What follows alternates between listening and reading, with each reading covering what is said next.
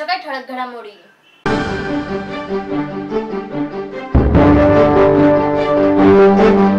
भिवंडीतील लाकडाच्या वखारीला लागलेल्या आगीत 8 कामगारांचा होरपळून मृत्यू तर 3 कामगारांची प्रकृती चिंताजनक। मुस्लिमांना आरक्षण द्या या मागणीकरता आमदार जितेंद्र आव्हाड 31 डिसेंबरला मुंब्रा आणि कौसा बंद करणार। ठाणे महानगरपालिकेच्या 18 जानेवारीला होणाऱ्या पोटनिवडणुकीसाठी सेना व काँग्रेसच्या उमेदवारांचे उमेदवारी अर्ज दाखल। ठाणे शहर इलेक्ट्रॉनिक मीडिया संपादक मंडळाच्या वतीने ठाणे जिल्ह्याचे पालकमंत्री एकनाथ शिंदे यांच्या सत्कार सोहळ्याचे आयोजन। अर्पण फाउंडेशनच्या ब्रह्मांड फेस्टिवल मधील मिस ठाणेची मानकरी ठरली स्नेहल गोरे।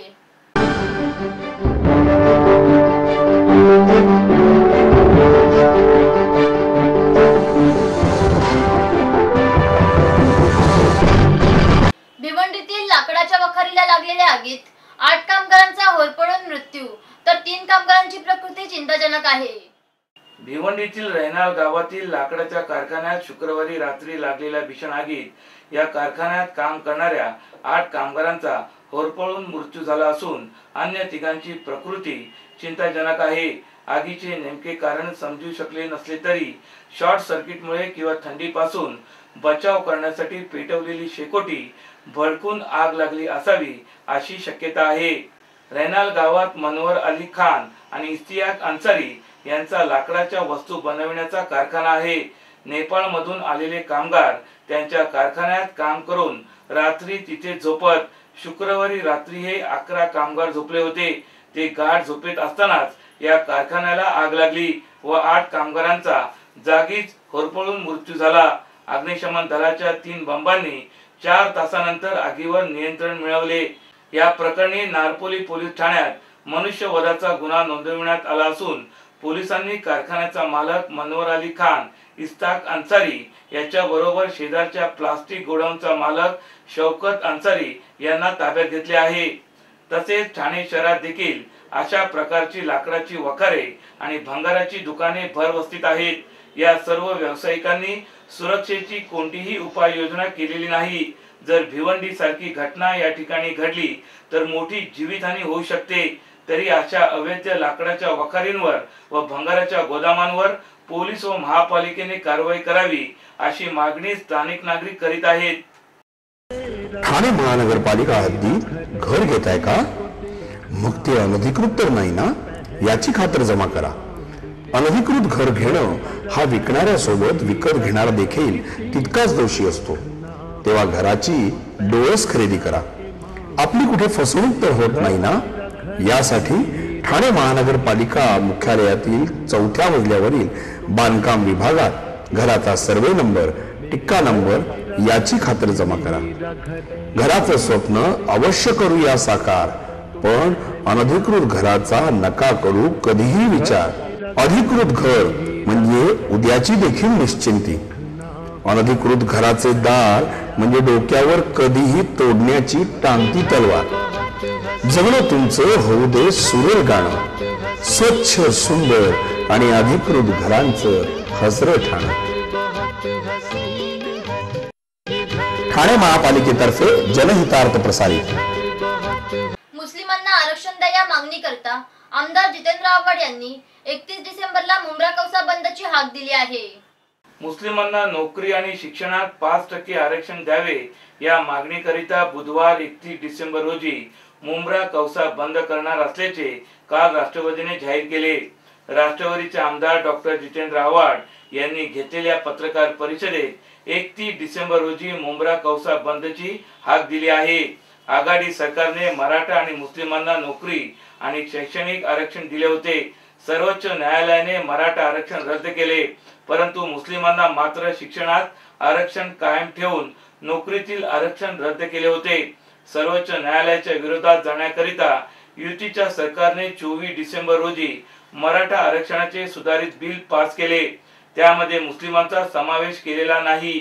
सर्वोच्च न्यायालयाने मुस्लिमांना शैक्षणिक आरक्षण दिले होते, त्याची मुदत देखील संपलेली असताना युती सरकारने विविध कारणे दाखवून मुस्लिम आरक्षणाचा अध्यादेश देखील काढला नाही असा आरोप आमदार आव्हाड यांनी केला आहे। युती सरकार मराठी आरक्षणाबाबत एक भूमिका आणि मुस्लिम आरक्षणाबाबत दुसरी भूमिका घेऊन समाजात दुही पसरवत असल्याचा आरोप आमदार आव्हाड यांनी केला आहे। त्याच्या निषेधार्थ 31 डिसेंबर रोजी सकाळी मुंब्र्यातील रिक्षा टॅक्सी सर्व दुकाने 100% बंद राहतील। संध्याकाळी हा बंद मागे घेण्यात येईल।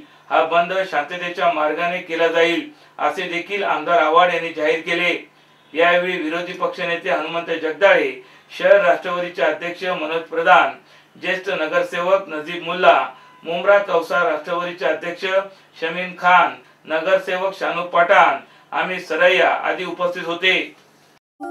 बघता बघता मुलं मोठी होतात आणि त्याच बरोबर मोठी होतात त्यांची स्वप्न। त्यांच्या ह्या स्वप्नांची, भविष्याची आणि सुखद आयुष्याची जबाबदारी TJSB ची। उज्ज्वल भविष्य हा तुमचा हक्क आणि अर्थातच TJSB चं कर्तव्य। ठाणे महानगरपालिकेच्या 18 जानेवारीला होणाऱ्या पोटनिवडणुकीसाठी सेना व काँग्रेसच्या उमेदवारांनी उमेदवारी अर्ज दाखल केले आहेत। लोकसभा विधानसभा निवडणुकी पाठोपाठ आता ठाणे महापालिकेच्या 5 प्रभागांच्या पोटनिवडणुकीचे पडघम वाजले आहेत। या प्रभागात 18 जानेवारीला पोटनिवडणूक होणार आहे। काँग्रेसमधून शिवसेनेत डेरे दाखल झालेले रवींद्र फाटक यांच्यासह त्यांच्या पत्नी सौ जयश्री फाटक यावेळी शिवसेनेतून नशीब आजमावण्यासाठी सज्ज झाले आहेत। परंतु भाजप अद्यापही आपला निर्णय गुलदस्त्यात ठेवला आहे। वागळे विधानसभा निवडणुकीपूर्वी काँग्रेसचे नगरसेवक रवींद्र फाटक यांनी 7 नगरसेवकांना घेऊन शिवसेनेत प्रवेश केला होता। त्यानंतर त्यांनी आपल्या पदाचा राजीनामा दिला होता। त्यामुळे आता प्रभाग क्रमांक 13A, प्रभाग क्रमांक 34A आणि B तसेच मुंब्र्यातील प्रभाग क्रमांक 61A मध्ये अब्दुल खान आणि प्रभाग क्रमांक 63A मधील रजिया शेख या दोन्ही राष्ट्रवादीच्या नगरसेवकांचे जात प्रमाणपत्र अवैध ठरल्याने त्यांचे नगरसेवक पद बाद झाले आहे। अशी एकूण 5 जागांसाठी नव्या वर्षात म्हणजेच 18 जानेवारीला पोटनिवडणूक होणार आहे। या निवडणुकीसाठी प्रभाग क्रमांक 13A व प्रभाग क्रमांक 34A-B साठी रवींद्र फाटक व सौ जयश्री फाटक, सौ कांचन चिंदरकर तर काँग्रेसतर्फे डॉक्टर अभिजित पांचाळ व ललित टाकळकर यांनी आपले उमेदवारी अर्ज दाखल केले आहेत। शिवसेना भाजप युतीच्या वतीने ठाण्यामध्ये पोटनिवडणुका लागल्या। आज उमेदवारी अर्ज भरला। 34 नंबर आणि 13 नंबर या ठिकाणी पोटनिवडणुका होत आहेत। आज अर्ज भरला आहे आणि पोटनिवडणुकांमध्ये नेहमी शिवसेना भाजप युती जिंकलेली आहे। त्यामुळे प्रचंड मताधिक्याने या ठिकाणी शिवसेना भाजप युतीचे 3 उमेदवार म्हणजे तर आघाडीने देखील उमेदवार दिले, कारण की NCP काँग्रेस एकच उमेदवार यांची आघाडी झाली। काय सांगितलं? यापूर्वी त्यांची आघाडी झाली होती, त्यावेळेस त्यांचा पराभव आम्ही केलेला आहे। पुन्हा त्याची पुनरावृत्ती करून प्रचंड मताधिक्याने पराभव होईल त्यांचा। मीटिंगवर मीटिंग्स करतानाही होतील पे सगळे बिल्स। बायको सोबत शॉपिंगला घ्या बॅलन्स चेक करायचा थ्रिल। मित्रांबरोबर पार्टी करताना घ्या फंड ट्रान्सफरचा फील। किचन मधूनही करेल आई तिचा मोबाईल रिफिल। सर्व काही होईल शक्य जर असेल हाती TJSB मोबाईल बँकिंग। ठाणे शहर इलेक्ट्रॉनिक मीडिया संपादक मंडळाच्या वतीने ठाण्याचे पालकमंत्री एकनाथ शिंदे यांचा सत्कार सोहळा संपन्न झाला आहे। ठाणे शहराचे नवनिर्वाचित पालकमंत्री श्री एकनाथ शिंदे साहेब यांचा सत्कार ठाण्यातील सर्व न्यूज चॅनलच्या संपादक मंडळातर्फे आयोजित करण्यात आला होता। यावेळी प्रमुख पाहुणे कल्याणचे खासदार श्री श्रीकांत शिंदे हे उपस्थित होते। ठाणे दर्पण या वृत्तवाहिनीचे संपादक श्री गणेश गुंड, ठाणे परिक्रमा या वृत्तवाहिनीचे संपादक श्री श्रीराम भिडे, आवाज माझाचे राजेश लोखंडे, S9 चे अमोल सुर्वे, महाराष्ट्र माझाचे प्रसाद सकट व माय मराठीचे अभिजित लाड व इतर वृत्तवाहिन्यांचे संपादक व पत्रकार मंडळी उपस्थित होती। यावेळी संपादक मंडळातर्फे माननीय मंत्री महोदयांना ठाणे शहरातील टोल नाके बंद करण्याविषयी निवेदन देण्यात आले। याचा सर्वांगीण विकास कसा होईल या दृष्टीने शासन स्तरावर प्रयत्न करणार आहे। त्याचबरोबर प्रलंबित असलेले प्रकल्प आणि उपक्रम तडीच नेण्याचा प्रयत्न या ठिकाणी मी करणार। वाहतूक कोंडी असेल, क्लस्टर असेल, पाणी योजना असतील, ज्या काही माध्यमातून या ठाणे जिल्ह्याला प्रगतीपथाकडे नेता येईल त्या दृष्टीने माझा प्रयत्न असणार आहे। सर्व सहकार्यांना सोबत घेऊन टोलच्या बाबतीमध्ये CP जोशी कमिटी अपॉइंट केलेली आहे। तिचं या सर्वच एकंदरीत राज्यातल्या टोल धोरणावर सर्वकष अभ्यास चालू आहे. 2 महिन्यामध्ये अहवाल सादर होणार आहे. मुख्यमंत्री आणि आम्ही सगळेच जण मंत्री या टोलबाबत राज्य सरकार गंभीर आहे आणि अनेक पर्याय टोल सोडून अनेक पर्याय देखील पुढे येत आहेत. त्या दृष्टीने राज्याचा सर्वांगीण सर्वकष विचार करून टोल धोरणाबाबत समितीचा अहवाल आल्यानंतर निश्चितपणे निर्णय होईल. घर घ्यायचं आहे तर मग या तिलक कन्स्ट्रक्शन मध्ये कोणत्याही प्रकारची रक्कम न भरता फक्त बँकेच्या सुलभ हप्त्यावर आपल्या आवडीचे घर आजच बुक करा. तिलक कन्स्ट्रक्शनचे शहापूर, अकलोली, अंबाडी, आसनगाव या ठिकाणी गृहप्रकल्प सुरू आहेत. तर मग वाट कसली बघताय? आपल्या मनपसंत घराची निवड करण्यासाठी आजच भेट द्या. तिलक कन्स्ट्रक्शन. संपर्क 9987386997 अथवा 9664557979. अर्पण फाउंडेशनच्या ब्रह्मांड फेस्टिवल मध्ये स्नेहल गोरे ही मिस ठाण्याची मानकरी ठरली आहे. ठाण्याच्या घोडबंदर रोड येथील ब्रह्मांड गृहसंकुलातील ठाणे महापालिकेच्या मैदानावर अर्पण फाउंडेशनच्या वतीने 23 डिसेंबर ते 28 डिसेंबर 2014 या कालावधीत ब्रह्मांड फेस्टिवलचे आयोजन करण्यात आले होते.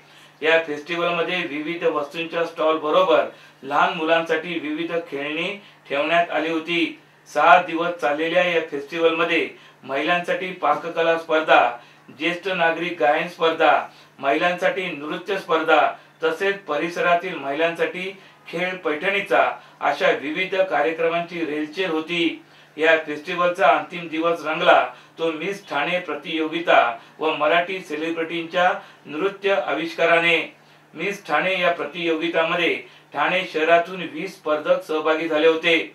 या प्रतियोगितामध्ये तृतीय पारितोषिक दिव्या बागायतकर तर द्वितीय पारितोषिक भवानी कृष्णमूर्ती हिने पटकावले. तर या स्पर्धेची मिस ठाणे ठरली स्नेहल गोरे. या स्पर्धेत विविध स्पर्धकांना त्यांच्या कलेप्रमाणे त्यांना पारितोषिक देऊन गौरवण्यात आले.